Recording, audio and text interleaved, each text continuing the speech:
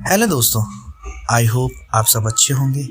Sunday का दिन है तो आप सब अपनी फैमिलीज के साथ एंजॉय कर रहे होंगे, तो सोचा क्यों ना मैं भी एक थॉट साझा कर सकूं आप लोगों के साथ। तो जैसे हमारे बड़े बुजुर्ग कहा करते थे कि झूठी उम्मीदों के पुल पे कभी किसी को आशाओं का दरिया पार नहीं कराना चाहिए, कुछ ऐसा ही हुआ 4 या 5 दिन पहले। तो मेरा एक दोस्त है, हमारा एक मित्र है, वो हमारे पास आता है और कहता है कि यार मेरे को 10 के नोटों की, नए नोटों की गड्डी चाहिए क्योंकि उनके घर में कोई फंक्शंस है।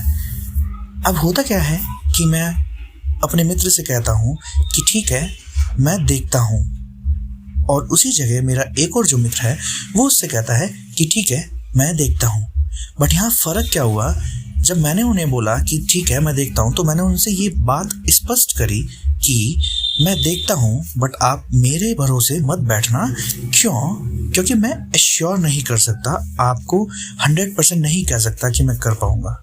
तो होता क्या है, जो हमारा दूसरा दोस्त है जिसने कहा था कि हाँ मैं देखता हूँ, उसने एक फॉल्स कमिटमेंट उन्हें दे दी, एक फॉल्स होप दे दी कि हाँ वो देख लेंगे। अब होता क्या है, ना तो मैं अरेंजमेंट कर पाया उन 10 के नोटों का, ना मेरा दोस्त कर पाया, और जिनके घर में फंक्शन था उनको हो गई प्रॉब्लम। क्यों? क्योंकि उन्हें वो नोट की गड्डी चाहिए थी और वो दे नहीं पाए।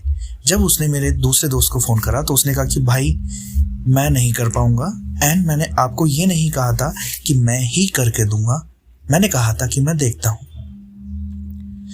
ये वाकया सुनने में बहुत छोटा हो सकता है, बट जिसके साथ उस समय वो बीत रहा है वो बहुत बड़ा इम्पैक्ट उनकी लाइफ पे या उनके उस समय पर्टिकुलर सिचुएशन पे ला सकता है।